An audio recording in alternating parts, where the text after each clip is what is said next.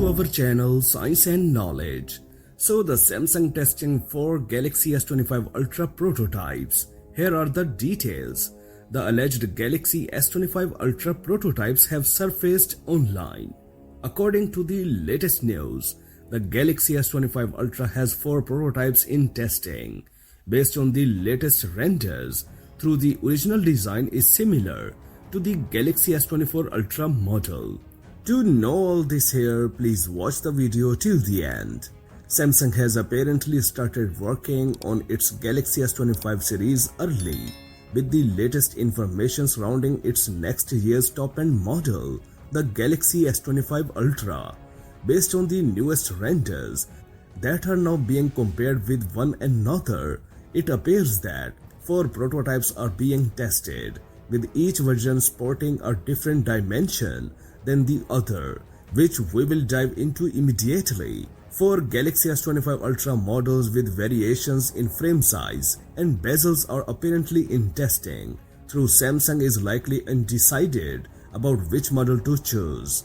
An unnamed source has provided Panda Flash with what appears to be the potential design of the Galaxy S25 Ultra. Since there are 4 prototypes that are rumored to be in testing, 4 separate renders have been illustrated in the video, with each version touting a distinct variation when it comes to bezels and frame size.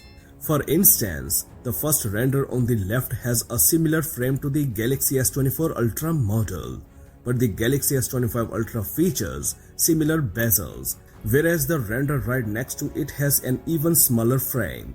With the same screen-to-body ratio from the renders, we have learned that, at least during the prototype stage, Samsung will stick with a punch-hole front-facing camera for the Galaxy S25 Ultra model that is in the same position as the Galaxy S24 Ultra front-mounted shooter. As far as its specifications go, the Galaxy S25 Ultra may launch exclusively with Qualcomm Snapdragon 8 Gen 4 processor. However, given that the SoC is said to be more expensive than the Snapdragon 8 Gen 3 processor, Samsung may adopt a dual chipset launch with its premier flagship, possibly opting to announce it with the Exynos 2500 too. For that to happen, the Korean giant on SoC must be on par with the Snapdragon 8 Gen 4 while exhibiting the same power efficiency metrics.